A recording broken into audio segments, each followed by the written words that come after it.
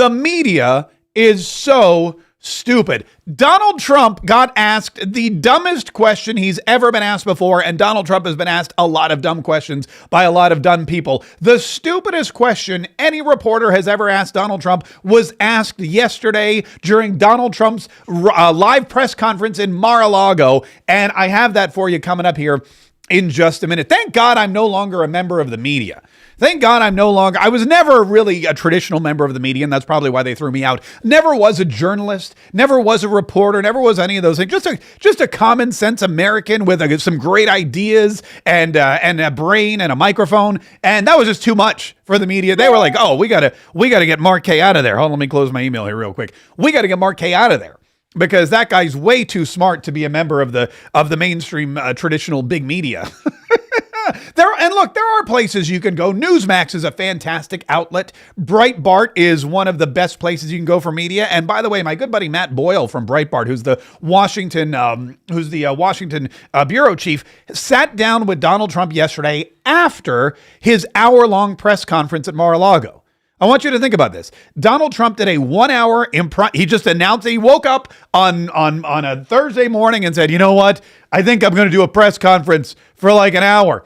And he did. He did an hour-long press conference at Mar-a-Lago. Everyone was there. He answered every question, every great question, every dumb question, every stupid question, every question, answered them all.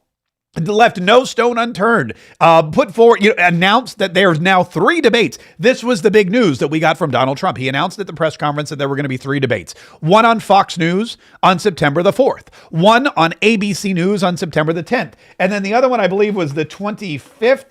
I wrote it down here somewhere. I actually took notes during we had a great time live streaming, and we're going to do more of those. As soon as Donald Trump announced he was going to do the press conference, I thought to myself, you know what? I should probably just jump on the old internet again, live stream it, just jump on the old internet and just, follow along and watch with all of the Catriots. Because, that's the thing about Catriots. We want to spend as much time as possible together. We want to be able to talk together, and it's more fun to watch a press conference with Donald Trump together. So we got a couple thousand Catriots back together at 2:00 yesterday, and we watched live. And yeah, the last debate, hold on, I have it right.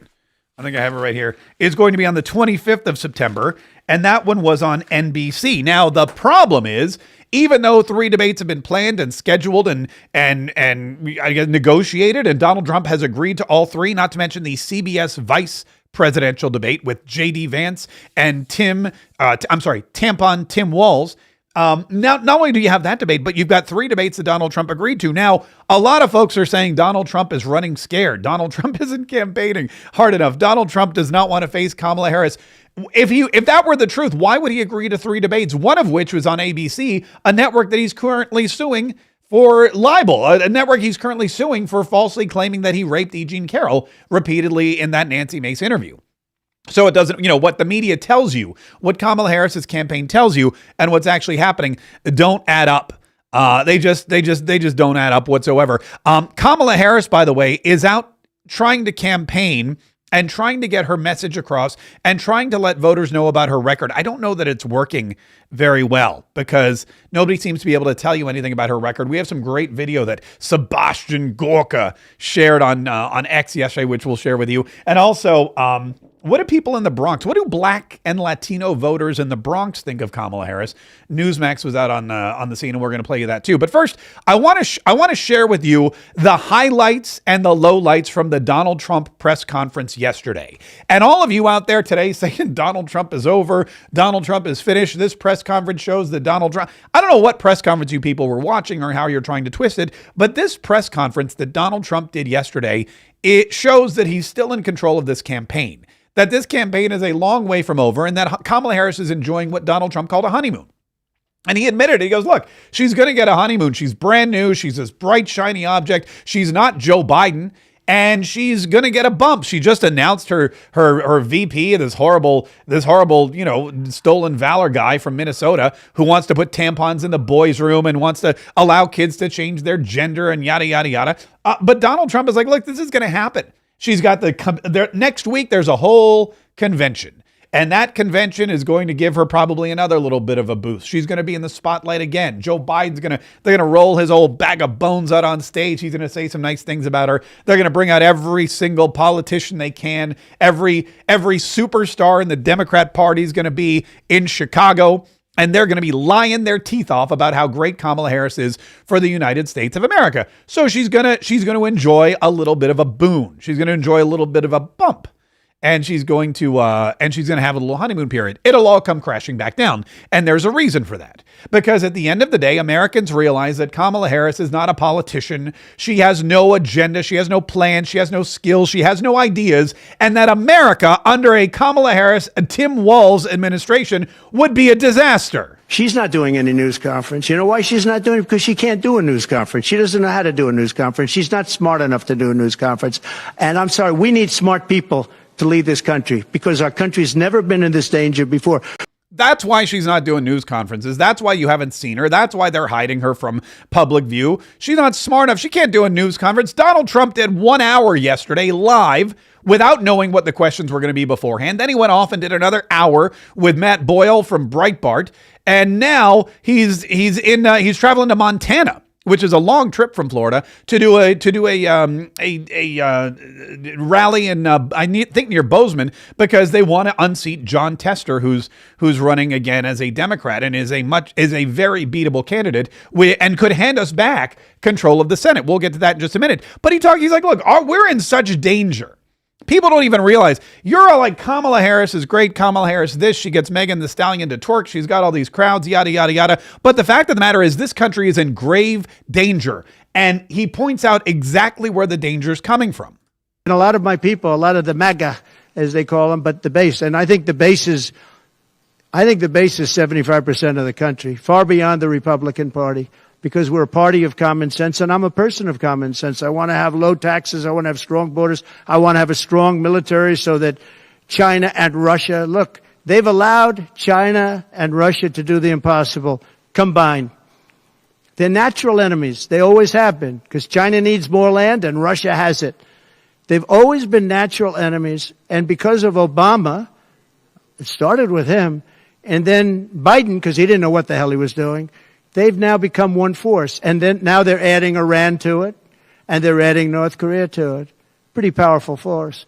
This is something that is unthinkable that they allowed to happen. This is historically accurate, and this is something that is truly scary for the United States of America. Russia, China, North Korea, Iran. This is the new Axis powers that are all military forces. We know Iran is soon to be a a nuclear force, and we all know that they share a same disregard and disgust, and they all despise the United States of America. They all despise capitalism and freedom and liberty and all the great things that we stand for. They hate that we have a strong economy and a military, and that we're still the global superpower that we are. They don't like it. They don't want it, and they hate us more than they hate each other, which means they're coming together. And that was all allowed to happen under Barack Obama. When you throw in Hezbollah and Hamas and all the Palestinian anti-Israeli people, forget about it. You've got a recipe for disaster. You've got a recipe for the destruction of America's place in the world economy and in the world military structure. And I don't know about you, but I kind of like where we are. I like having a global superpower. I like living in the place where nobody wants to mess with. Nobody wants to invade the United States of America, well, except for the millions and millions of illegal immigrants who come across the border every single day. But you don't see Russian warships. Okay, maybe that's I think I heard there's some by Cuba. You don't see Chinese planes flying. No, you know what? They're actually up by Alaska now. You don't see spy balloons. Oh yeah, that happened. You know what? We really need a change. And I think when people realize just what kind of danger we're in based on Joe Biden's policies and what he and Kamala Harris have allowed to happen to this great country and how he's allowed our enemies, our mortal enemies that we've fought against. I mean, think about how many Americans have died fighting against communism. And now you've got these communist countries rising up against us. It is a sad, but it's a true state. But it's not just the outside forces that are crushing us that Donald Trump wants to remind you about. It's the inside forces that are crushing us. They're going to destroy Social Security. I am going to leave Social Security. I'm not raising the years. I'm not raising the age. I will be saving Social Security, and I'm going to work it out that there's no tax on Social Security for seniors. I'm also doing no tax on tips. No tax on tips. So waiters, waitresses, caddies, people that drive cars, people that get tips who have been harassed by this government, we're going to have no tax on tips. That's a big thing. Yeah, no Social Security tax. That seems like a great idea. Wait, where's my dinger? There it is. No tax on tips. That's a great idea as well. That's what Donald Trump's saying is going to help save our economy. It's going to help our seniors. It's going to help our young people. It's going to help our middle-class workers. And all that money is going to go right back into the American economy, bring down inflation, and fuel American greatness once again. It's also, and he brought up something, I don't have the clip, but he said, somebody asked him because, all right, so let's just jump to it. After Donald Trump did his pre-planned spiel, after he talked about the debates, after he talked about Kamala Harris, and after he talked about why she was a horrible candidate and why this country's in danger, he opened it up to questions. Why? Because Donald Trump's not afraid of Donald Trump's a master at taking questions from the media. He's a master at turning questions around and getting great sound bites, and he did it yesterday too. And the questions, some of them were fine. Most of them were idiotic. And Donald Trump doesn't hold back. When he's asked a stupid question, he points it out, either directly or indirectly, usually directly. One of the first questions he got was about crowd size. It was about crowd size. Kamala Harris is having these big rallies all over the place, and they want to know about her crowd size. Does it bother him? Are you worried at all about the size of Harris's crowds? Oh, give me a break. Listen, I had 107,000 people in New Jersey. You didn't report it. I'm so glad you asked. What did she have yesterday? 2,000 people? If I ever had 2,000 people, you'd say my campaign is finished. Hundo P. If Donald Trump had the size of a crowd that Kamala Harris got, they'd say, oh, Donald Trump is slipping. No one wants to go see Donald Trump anymore. His rallies are dwindling. The Trump supporters aren't coming out to support Donald Trump. That's not true. Donald Trump, the media is they're such bogus individuals. They'll come out and they'll ask Donald Trump a question and they'll say, this happened because if you turn on the media, if you turn on CNN or if you turned on ABC or if you turn on any of the networks after the press conference, here's how it went down. This reporter goes, are you worried about your crowd sizes? Donald Trump goes, my crowd sizes are fine. I have huge crowd sizes. And then the rest of the media goes, Donald Trump is upset. All he talks about is his crowd sizes. You asked about if you ask somebody a question and they give you an answer, you can't go back and say, all this guy talks about is this particular thing. It's like the NABJ, the National Association of Black Journalists. They asked Donald Trump about Kamala Harris being a black woman or an Indian woman, whatever. And he said, she just became black. They asked Byron Donalds about it on George Snuffleupagus' program. And then George Snuffleupagus accused Byron Donalds of repeating the slur, of not dropping the race question. When you ask somebody a question and they give you an answer, they're not perpetrating or perpetuating some kind of myth. They are just answering your question. Don't let the media fool you. The media, these people are dishonest. These people are inept. These people are liars. They all have a political agenda and they all have their own candidates. Every single media outlet that you watch or you listen to, whether it's TV or radio or online, everybody has a bias. They're all looking for one candidate over the other. They all are looking to politically promote one side or the other. Most of the mainstream media is looking to promote the left, the socialists. Tim Walz, Kamala Harris. They want socialism to be, cool, friendly, neighborly. One person's socialism is another person's neighborliness. That's what they're looking to do. They want to try to convince you that giving all your money to the government, that getting taxed out the yin yang, they want you to believe that open borders and no genders and all these other things that are totally crazy are totally normal and neighborly. One person's socialism is another person's neighborliness. That's the message that they're trying to drive home, and it's just not resonating. It's just not ready. People know the difference. People know that Kamala Harris is using her race. People know that Kamala Harris is trying to pander to black voters now that she thinks she needs them, now that she's seen Donald Trump's numbers. People know that Kamala Harris has no actual policy agenda items or successes. In fact, this is kind of interesting. Sebastian Gorka posted this. I'm going to play it now. This was a reporter going out and asking people, what are the things you like best about Kamala Harris? Is she doing a good job? What's one policy initiative about Kamala Harris that you really love? Listen to this. So what do you think of her? Is she doing a good job in office? Yeah, I think so. I really like her. Great representation. I feel like definitely it's amazing to have a woman vice president. Pretty solid job. I really do agree with a lot of the policies she's been putting out, and I think she's a great vice president. What policies specifically do you agree with? I don't really know. Can you tell me some? Maybe I don't know what her policies are. Can you name any specific accomplishments that you're super proud of? Off the top of my head, I can't think of many of them. I can't really, to be totally honest. What I really like is that she does kind of give the nation a positive face, being the first woman president. No, not any specific ones particularly, no. So then what do you like about her? Just I think she's doing a good job. What specifically do you like about her? You know, what's your favorite policy initiative of Kamala Harris? Oh, could you tell me one of them? No, because there aren't any. There's still nothing on her website. There's nothing on Kamala Harris's website that tells you who Kamala Harris is, what she's going to be as a president, when she grows up. What are you going to be when you grow up, President Kamala Harris? Oh, I'm going to be a president. What does that mean? That everybody needs to be woke. Everybody needs to be woke. America's future. That's her only policy initiative, is that everyone needs to be woke. Everybody needs to be woke. I mean, you can't build a presidency off of that, and it's a horrible message. But it's the only thing she has going for her, because she can't tell you. She can't tell you what she's going to. She'll go out there. She's promising all of these things. Oh, we're going to fix the economy. You've been in charge of the economy for 3.5 years. So what, you're going to go undo everything that you've done? You're going to go out there and you're going to throw your boss under the bus and say, that you guys were right about Joe Biden. He's horrible. You guys were right about Joe Biden. He was the worst person for the job. He ran our economy into the ground. He jacked up inflation. He opened up the border. And you know what? I'm going to fix it all. Oh, yeah? You were sitting there watching him do it the entire time. We remember you there. We remember you calling him up and saying, we did it, Joe. We did it.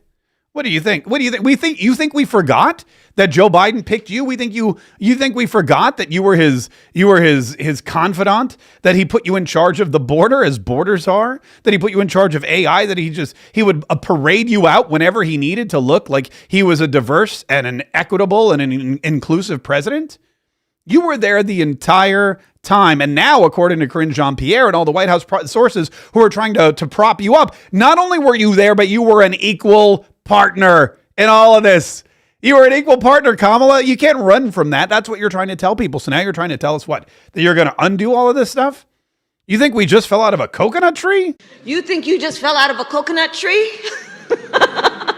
Also, I believe they're called palm trees. I could be wrong. I'm from Florida, so I have a little bit, I live in Florida. We got a lot of palm trees. I think they're called palm trees, but coconut tree, whatever. I guess, tomato. You think you just fell out of a coconut tree? No. Anyway, so that's what people think about Kamala Harris. They think she's going to put a big positive face on the campaign, but they can't name one thing that she's done.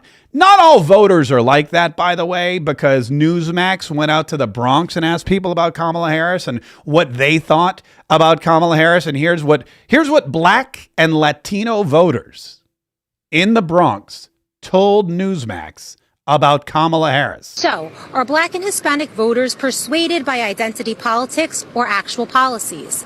We hit the streets of the Bronx to find out. She's using her color. I thought that Martin Luther King said the color wasn't the issue. I thought it was the content of our character that we were supposed to be recognized for. But she's going to keep running on that color. She's going to have a misconception about how Black people really roll. If you bring somebody into office that looks like you, but then continues to detriment your community, what was that for? But if you choose somebody who can raise your community, then you chose the right one. Yes. Wait, so who do you choose? Personally, I choose Trump. I'm looking for who I think is more qualified to run the country. That's all I'm looking at. Black Latinos are starting to be a little bit more critical. They're fed up of their hard-earned money going to illegal, undocumented people. Kamala Harris did not do a good job on the border because, from what I know, a lot of people were coming from the other side and doing a lot of bad things to what we call home. I think she's not a good candidate for president because she's with Joe Biden for the past 2 years, a wreck up in New York, Colors don't matter, man. Right, they don't. Ask God, man. That's true. So what do you think about a candidate that uses their race as a selling point? Do you think that's some weird That's weird? You lost. You lost already, 2024. If you racist today, you lost. Nobody going against Trump. It's not about race. It's about what they provide for the society, is what they could do for the community. With her putting a lot of black Americans in jail for the marijuana, they're not really going for her. We also got people's thoughts on Trump's recent comments on Harris's ethnicity. She was only promoting Indian heritage. I didn't know she was black until a number of years ago when she happened to turn black, and now she wants to be known as black. Yeah, she was Hindu when it suited her purpose, and now that she's running, the black vote suits her purpose. So, like Trump said, now she's black. Donald Trump is absolutely right. Her mother is Indian, her father is Irish Hindu, and she's always presented herself as Indian. What do you think about Trump saying Kamala Harris is black? I thought she was Indian. She was saying she was Indian. That's my response. Trump is an open book, yo. Facts. That's just Trump being Trump. I don't believe he's racist. I don't even think he has a racist bone in his body. And Trump said that Kamala Harris always portrayed herself to be Indian, and now all of a sudden she's saying she's black. Right? Nah, she's really Indian. She just want our support. She's trying to snatch our support away from Trump. But that's not how that's going down. Reporting for Newsmax in the Bronx, New York, I'm Kara Castronova. That's like the most honest 2 minutes of media I've ever seen in my entire life. That is honest reporting. That is going out and finding and this is one of the reasons why we love Newsmax. Not that, that, and I have a show on there. It's a great segment, and it's something you need to remember during this honeymoon period, during these little bursts that Kamala Harris has when she announces her VP, or when she goes on a tour, when she has Megan Thee Stallion or Bon Iver twerk for her. I don't know if Bon Iver was twerking. I don't imagine he was, but I think I think there was, I think that's, again, he's the draw, not her. And when it comes down to it, when it comes time to vote, people remember what Kamala Harris does and what she doesn't do. And she doesn't do a lot of stuff. And there's no enthusiasm for Kamala Harris. There's enthusiasm for Megan Thee Stallion. There's enthusiasm for Bon Iver, but there's no enthusiasm for Kamala Harris, and there's no real enthusiasm for her platform because she doesn't have one.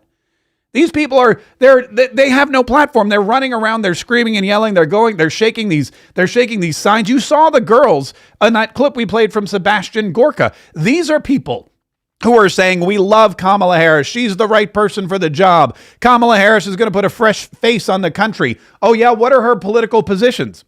I don't know. They're excited about nothing. They're excited about a stuffed pantsuit, an empty blouse. This woman has no actual experience. She has no successes, and she has no plan for America's future other than Donald Trump is bad. And Donald Trump pointed that out. He said, look, there is a lot of enthusiasm on the right. When she gets 1,500 people, and I saw it yesterday on ABC, where they said, oh, the crowd was so big. I have 10 times, 20 times, 30 times the crowd size.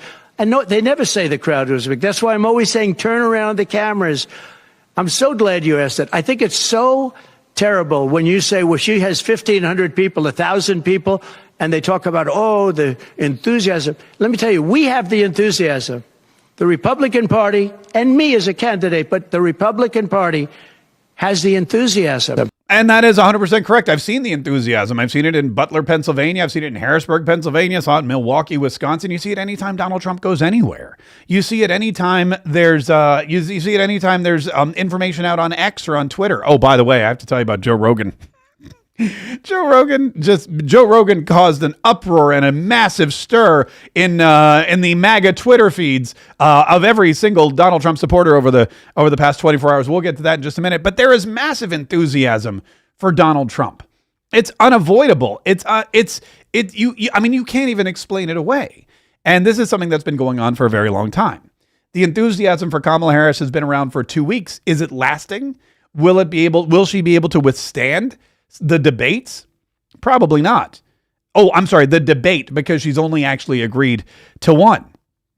Kamala Harris was supposed to debate Donald Trump 3 times. That's what we found out yesterday. Donald Trump said, look, we've agreed to 3 debates. There's going to be one on September the 4th. It's a Fox News debate. There's going to be one on September the 10th, which is an ABC debate. And there's going to be one on September 25th, which is an NBC debate. But Kamala Harris said, no, there's only going to be one debate. Madam Vice President, Donald Trump agreed to 3 debates. Will you be participating in all 3? I've always been on record. I am looking forward to debating Donald Trump, and we have a date of September 10th. I hear he is finally committed to it. I'm looking forward. What about the other 2? Let's make sure we get this vote. She's not committing. She's committing to one debate. The guy flat out asks her, are you excited about debating Donald Trump 3 times? Donald Trump is committed to 3 debates. How about you? She goes, I'm committed to September 10th. I look forward to seeing Donald Trump on September 10th. Well, what about the other debates? Ignore, move on. Not going to answer that question. Kamala Harris doesn't even want to do one debate.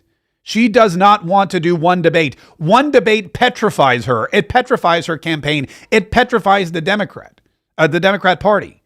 Kamala Harris doesn't want to do 3 because she can barely do 1, and she knows it. And they all know it, and that's why they're keeping her quiet. That's why they're not letting her speak to reporters. That's why this woman, she was out at the UAW in Michigan. Listen to what she said to the UAW in Michigan. You know, the one thing about all of us is we like hard work. Hard work is good work.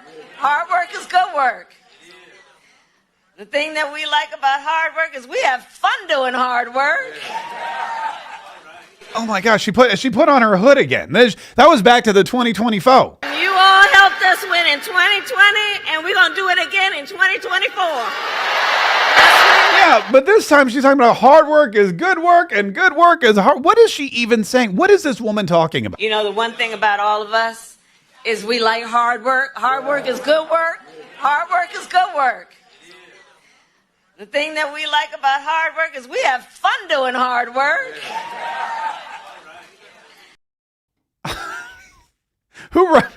Clearly that's an off the cuff. And no one would sit down and write that. All right. We like hard work. Okay. Yeah. We like, you know what do we like about hard work? Hard work is fun work. Oh, that's good. Hard work is fun work. What does it even mean? Hard work is good work. Hard work is good work. Hard work is good work. Oh, it's just the way we have fun doing hard work. Hard work is good work. Hard work is good work. Hard work is good work. This from a woman who's not working hard at all. Oh, but she's going to all these rallies. Oh, she's flying. She did like 4 or 5 rallies. Mark, she's like the rally queen. She was in Michigan and Wisconsin, and now she's going here, there, and everywhere. She's not doing anything. That she's doing the same speech over and over again. I showed you last week. We did a side-by-side. We did Kamala Harris in Milwaukee, Kamala Harris in Pennsylvania, the same speech over and over and over again. Fox News did it yesterday. Listen to this. So good to be back in Michigan. Listen, let me tell you, I am clear. The path to the White House runs right through this state. And listen, I am clear. The path to the White House runs right through this state. I took on perpetrators of all kinds. I took on perpetrators of all kinds and had a summer job at McDonald's. I had a summer job at McDonald's. So hear me when I say, hear me, Detroit, when I say, I know Donald Trump's type. I know Donald Trump's type. And are we ready to fight for it? And are we ready to fight for it? And when we fight, we win. That's hard work right there. It's hard work reading the same speech from the same teleprompter twice. Same speech, by the way. That was Michigan and Wisconsin. And do you remember when she got up in Pennsylvania and said the same gosh darn thing? She said the road to the White House runs right through this state. She said it in Atlanta, Georgia. The road to the White House runs right through this state. She has one message, one speech, and she repeats it over and over and over again. Man, that is some hard work. Hard work is good work. Hard work is good work. Donald Trump gives a press conference for about 90 minutes yesterday, impromptu, off the cuff, answers every single question, walks out, takes a break, goes into a room, does another 1-hour interview with Breitbart, and Kamala Harris loves hard work. Hard work is good work.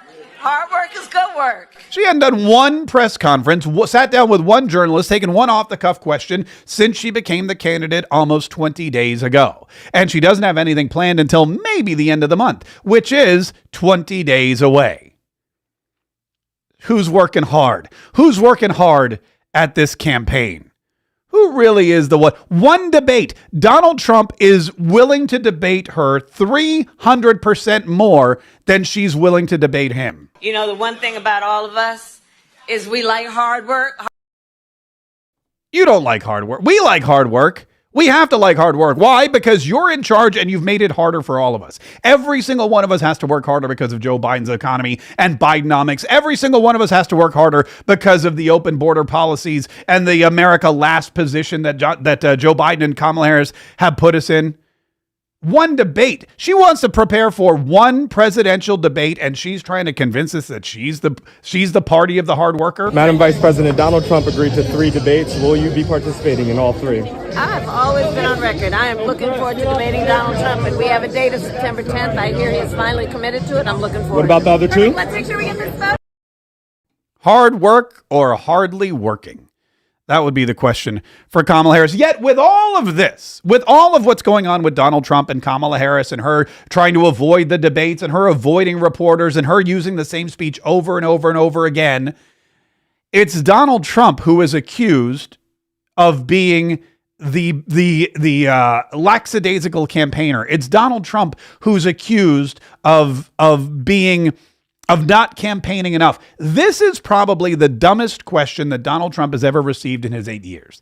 And he pointed it out. He goes, this is the stupidest question ever. There was a reporter at Mar-a-Lago yesterday during a live campaign press conference who actually asked Donald Trump about why he wasn't campaigning. There was a reporter during a live campaign press conference questioning why Donald Trump wasn't campaigning as hard as he used to. Listen to this.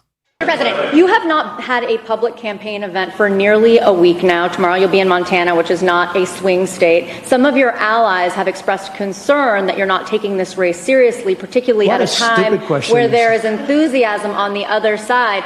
Why haven't you been campaigning this week? Because I'm leading by a lot and because I'm letting their convention go through. And I am campaigning a lot. I'm doing tremendous amounts of taping here. We have commercials that are at a level I don't think that anybody's ever done before. Plus, in certain cases, I see many of you in the room where I'm speaking to you on phones, I'm speaking to radio, I'm speaking to television. Television's coming over here. Excuse me, what are we doing right now? I mean, it's the dumbest question ever. He's called a campaign press conference. During the press conference, which, by the way, was carried live on CNN and Fox News and MSNBC and Newsmax and I think a ton of other networks. It was international. Donald Trump stopped the media. He stopped the news cycle and everybody tuned in and listened to him for 90 minutes. It was a campaign event. And this woman asks him why he's not campaigning. Excuse me, he says, what are we doing right here? Donald Trump at Mar-a-Lago earlier this week on Monday hosted Aiden Ross for a Gen Z live stream, which reached hundreds of millions of people, 500 million people live. I'm sorry, 500,000 people live, millions more later after the fact. It was the largest live stream in history. And this woman's asking why he's not campaigning. Yes, rallies are great. Rallies are fantastic. He's doing a rally today in Bozeman, Montana, as a matter of fact, but it's not the only way to campaign. There's radio interviews. There's TV interviews. There's interviews with Matt Boyle from Breitbart. There's radio spots that you have to cut. You have to do commercials. Donald Trump's commercials, by the way, I don't play any of them because they use a lot of music and a lot of clips that I know are copyrighted, and I don't want to get any more copyright hits on my live streams and my YouTube videos and my podcasts, so I don't play them. But you should go see them. They're amazing, and they're all over the internet. They are everywhere. Donald Trump campaigns more than anyone else. And every time he speaks, he doesn't use the teleprompter. It's a new speech. It's the same sentiment in the different words. It's customized for wherever he is. It's not just him repeating the same words over and over and over again. And Donald Trump's right. He's campaigning not just for himself. The reason he's in Montana, which, by the way, he's going to win. Donald Trump doesn't need to campaign in Montana, but Donald Trump understands, hey, look, it's not just me. There's a lot of people out there that need help. There's a lot of people out there that need my help to win their elections. And in Montana, there's a guy named Jon Tester who is a Democrat, and I'm not really sure. I don't really understand why Jon Tester. He's a big friend of Joe Biden, and he was pushing Joe Biden on everyone. He was trying to convince Montanans that Joe Biden's the guy. But the interesting thing about Jon Tester is he's managed to stabilize himself the way Joe Manchin did in a very conservative state like Montana. Well, guess what? Now he's got a challenger, and now he could be a former senator from Montana if there's enough Republicans who get out there and vote him out of office. And by voting Jon Tester out, we are one step closer to winning back the Senate, which is very important for a couple of reasons. And we show you the interactive 270 to win map for the presidency all the time. But I'm going to show you this. Let's go to the screen share here. This is the interactive Senate map. Okay. Right now, the Republicans are at 50 seats. That's what the polls are telling us. In Florida, Rick Scott, we believe, is going to maintain the seat. Here in Texas, we believe Ted Cruz will maintain the seat. All over. Look, in West Virginia, we know for a fact that with Joe Manchin out of the race, the Republicans are going to pick up that particular seat. There's a race in Ohio with Sherrod Brown, which could go either way. That's still up in the air. But then there's Montana with Jon Tester. And if the Republicans can win Montana, that gives them the majority. That gives them the Senate. If the Republicans can win Montana, that gives them the majority. That gives them the Senate. If they can win Ohio, that's a 2-seat majority. And if Donald Trump and JD Vance win in 2024 in November, boom, we get the VP as the tiebreaker vote. And that really gives us like the biggest majority that anyone's had in a very long time. So that's why it's important. 50 seats is nice and all that, but we need 51. And Donald Trump knows that. So he's going to Montana because he needs to help Sheehy defeat Jon Tester so that the Republicans can win. The Senate is just as important as the White House, especially if Donald Trump gets elected to office. And again, and I don't understand these people that don't just vote straight Republican. If you're voting for Donald Trump, why would you not support him by giving him the tools he needs? If you want Donald Trump to make America great again and do it as quickly as possible, he's going to need a Republican Senate. He's going to need a Republican House of Representatives. He's going to need a hammer and a nail. And if you're like, Donald Trump, I'd like you to go build this house, but I'm only going to give you nails and no hammers, and you're going to have to use your fist or your forehead or whatever to hammer it in. I mean, I know what you people are thinking. I'm not going there. But it's almost impossible. Or you give him a hammer and no nails and say, I want you to build me a house. All you're going to do is get a bunch of dented wood. It doesn't work. You can't give somebody, you can't say, hey, I want you to build me this vision of America, but you can't use anything to do it. You're not going to have the tools to do it. The Senate, the House of Representatives, governors, all of those people are tools to help get Donald Trump's agenda up and running as quickly as possible. And we only have 4 years because he's term limited out. It's really baffling to me, and it's important. So Donald Trump says, what a stupid question that was. Of course I'm campaigning. I'm not just campaigning for me. I'm campaigning for other conservatives. I'm campaigning not just for the presidency. I'm campaigning for the Senate and the House, and I'm campaigning for America. Kamala Harris, she's campaigning for Kamala Harris, and she doesn't want to work too hard. She only wants one debate. Donald Trump was asked a couple of other questions. I'm going to get to those in just a minute, but I did want to remind you, by the way, about what Donald Trump really is trying to build. What Donald Trump really is trying to build, and it's this. America's future will be bigger, better, bolder, brighter, happier, stronger, freer, greater, and more united than ever before. That's what Donald Trump's trying to do. He's trying to make all of that happen. And we have decided that we wanted to memorialize that on these fantastic Brighter Future Collection pieces of merchandise. And every time I talk about it for two reasons. Number one, I'm really proud of it. I think it's great. And I think every now and then a quote comes around that you look at and you go, this is a fantastic quote. This is the kind of thing that people are proudly going to wear on their chest or their back. These are the kind of things that if you wear this, people are going to stop and they're going to look at you and they're going to know, A, that you love America, that you're a liberty-loving, freedom-defending patriot, and they're going to say, this is somebody that I trust, that I know has our future and my family's future in mind. Bigger, better, bolder, brighter, happier, stronger, freer, greater, and more united than ever before. We got it all on the shirt. We got it all on the long sleeve shirt. We got it all on the hoodie, the woman's hoodie. This is the Terry hoodie. It comes in gray as well. Both are lovely and very comfy. We have men's hoodies. We sold a couple of those. Look, Michael F. in California just bought one. This has the Mark Kaye signature on the front with the America's Future quote on the back, Trump 2024. All of these are available now. All of these are available now. You can go get them. We also have more gear if you want to. If you want to look at all the gear. There's MAGA King shirts and sweatshirts and baby onesies. There's Mark Kaye Saves the Republic official podcast merchandise, the mug that I use every single day. The Mark Kaye Saves the Republic hoodie and T-shirt. Oh, for those of you, I get a lot of requests from people that like show me your. I like to wear tank tops, so we got a bunch of tank tops. Because I'm not one of those people that goes to the gym, but I know that you are. Katriot gear, so you can proclaim your Katriotism. And the Mark Kaye signature line. We have this. This is one of my favorites. The Mark Kaye signature orange hoodie.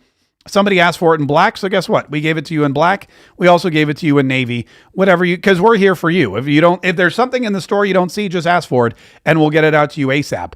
But these are all available right now at markkaysshop.com. Cool trick. If you use Stolen Valor at checkout, you save 10% off your entire order. Stolen Valor at checkout gets you 10% off of your entire order. So load up that cart, man. Load it up with everything. Load it up with everything that you can. All right, back to the Mark Kaye shop. I really put that. Probably put that across the bottom. We're going to work on that. We're still evolving. That's the thing about this podcast. You know, we started back up, and we started up at the convention, which was amazing.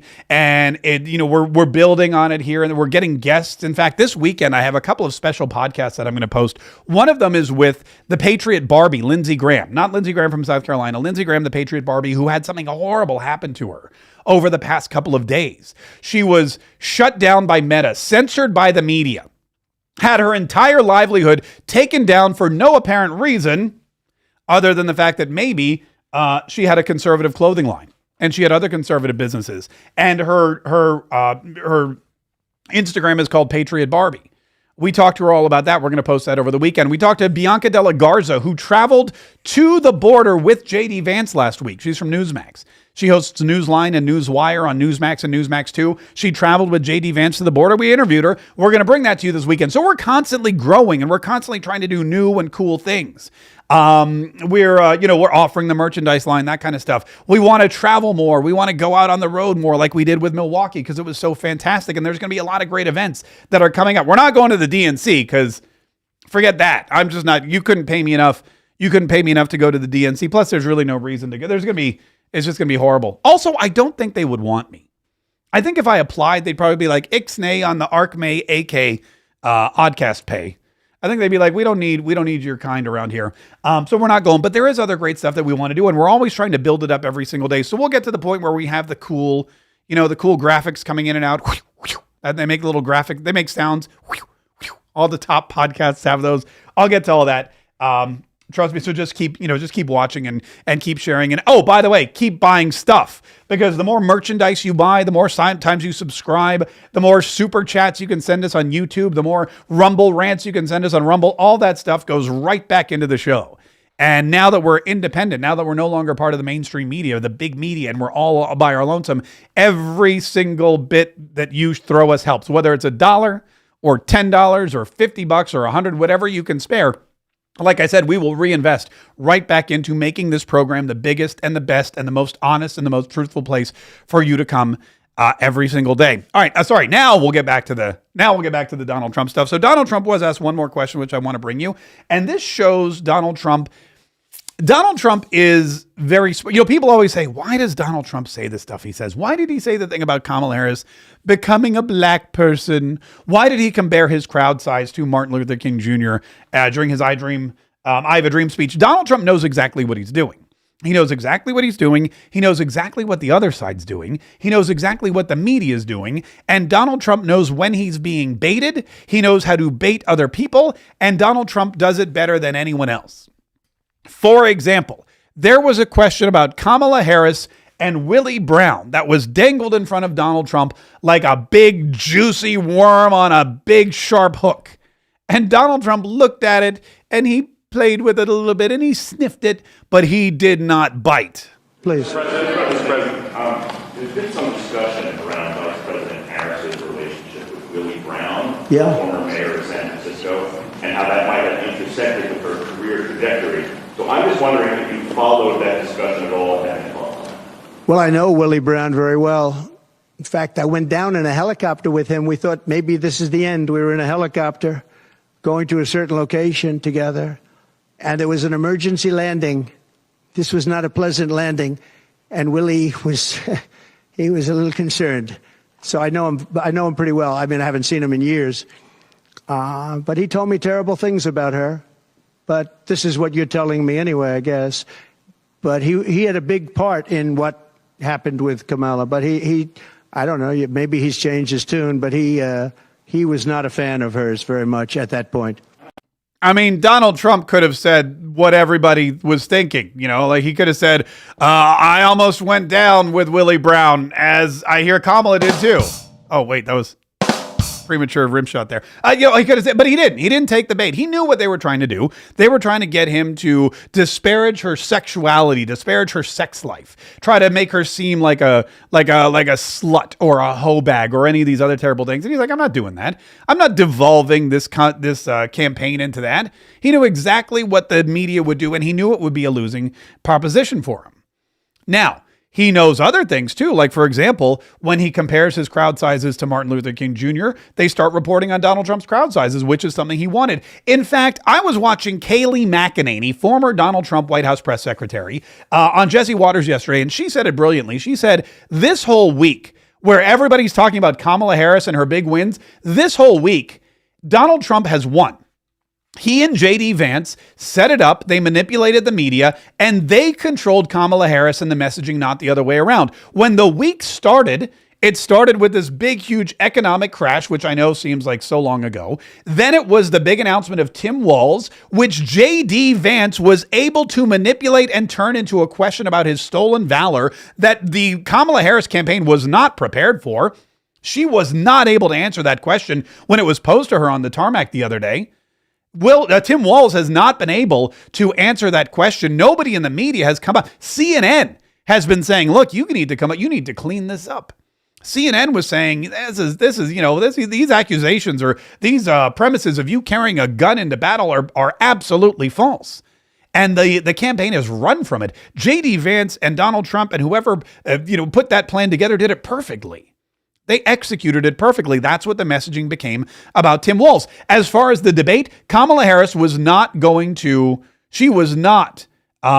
agree to any debates. She was not going to agree to do any press conferences. She was not sitting down with journalists. And by hammering that home, by showing the media how he's willing to take their questions and Kamala Harris is running scared from any and all of these kinds of appearances, Donald Trump was able to force her into telling the media, you know what, I'm going to try to do a press conference by the end of the month. And yes, I will now agree to debate Donald Trump on September the 10th.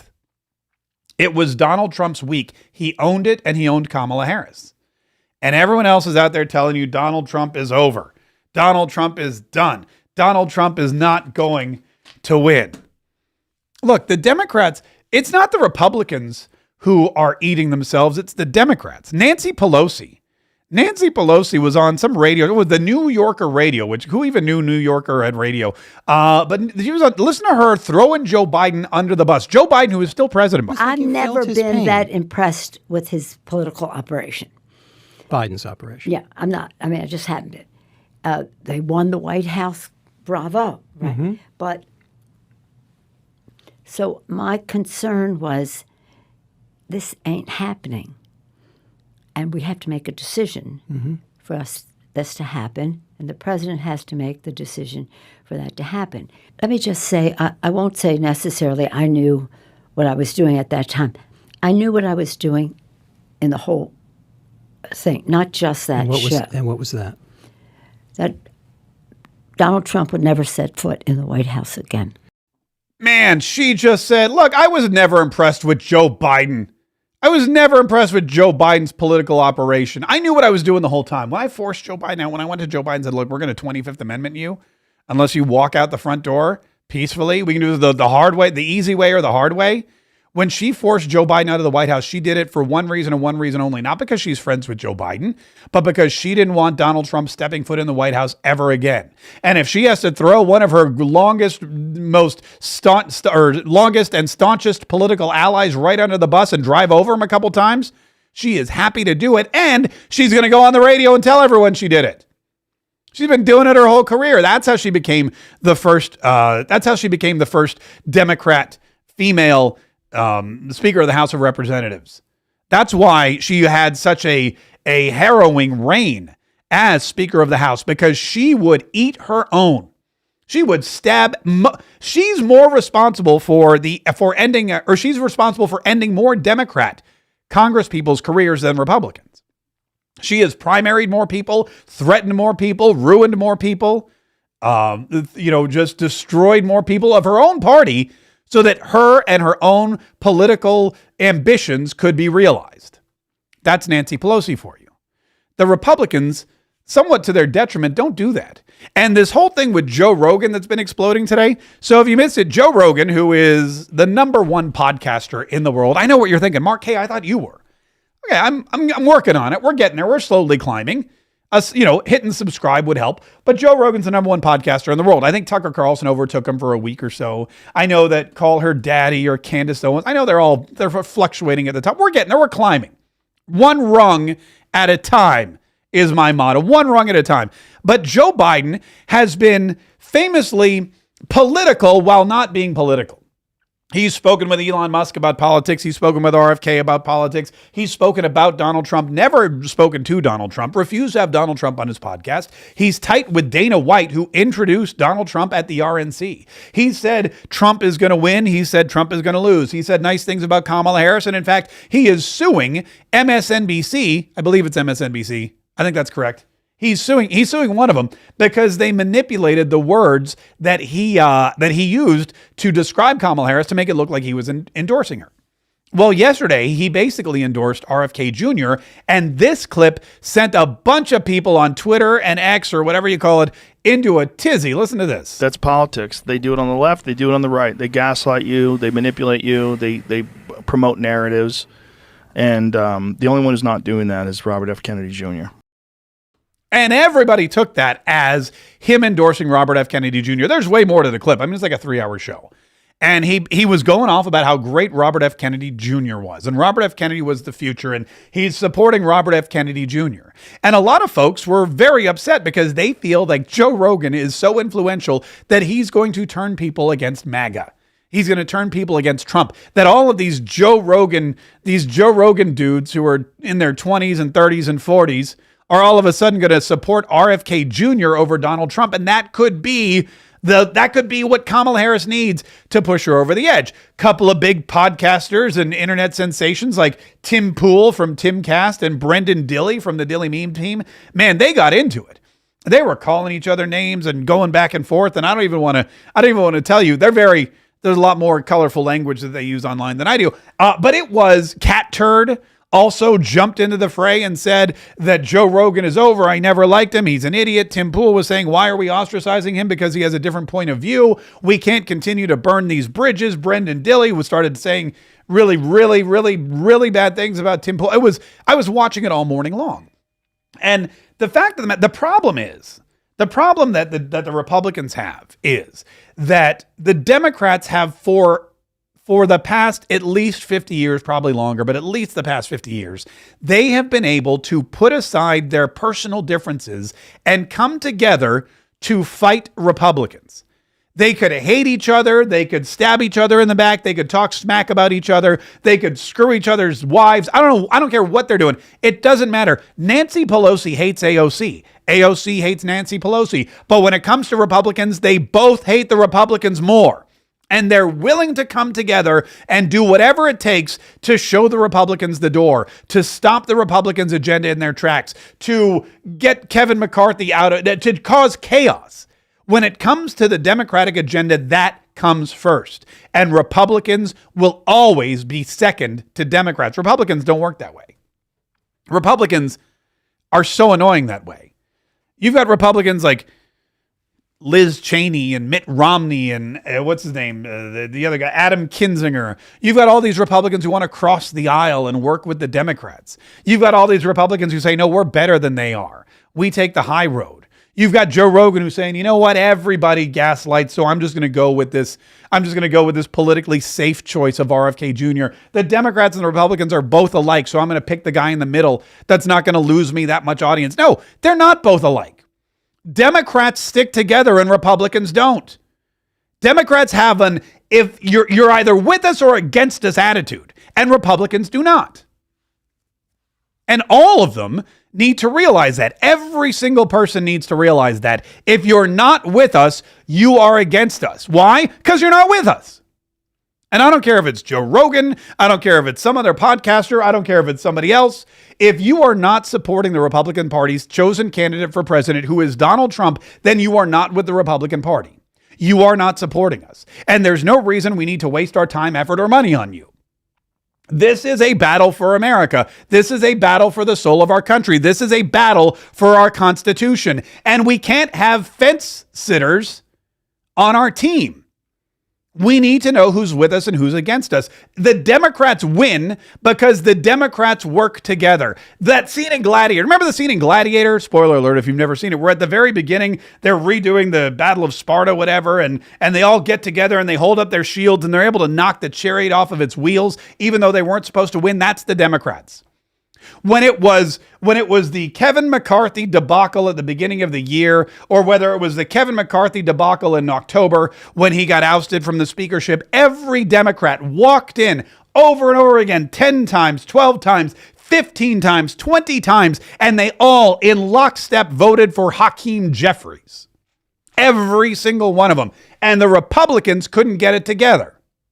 On 15 votes in January, they couldn't get it together on who was supposed to be speaker. Then when Kevin McCarthy was thrown out, you had Republicans like John Rutherford and others who just did not want Jim Jordan to be the speaker. They couldn't get it together until like the fourth or fifth vote. And they finally got Mike Johnson, who's The Republicans need to act like Democrats, and they're not. They're acting like Republicans. And that's the problem. In order to win, and Donald Trump knows, he talks about loyalty all the time. Loyalty is important because if you're loyal to the party, if you're loyal to the premise, if you're loyal to the agenda, then you win. If you don't, you become, like Liz Cheney.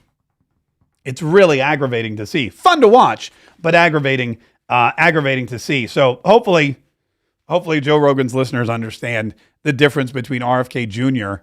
And by the way, RFK Jr., don't forget, killed a bear and dropped it in Central Park and made it look like it was some kind of biking accident. Listen, before we get out of here, I do want to remind you that there is an attack on all kinds of media, independent media. I didn't do this story yesterday. I just didn't have time for it. But Cat Turd brought it to our attention. I know Dan Bongino has spoken about it. And it's all about Rumble being influenced by Dunkin' Donuts. Dunkin' Donuts came forward to Rumble and they said, look, we don't want you to have the Steven Crowder show. And we're going to drop all of our advertising. We're going to drop all of our advertising unless you get rid of Steven Crowder.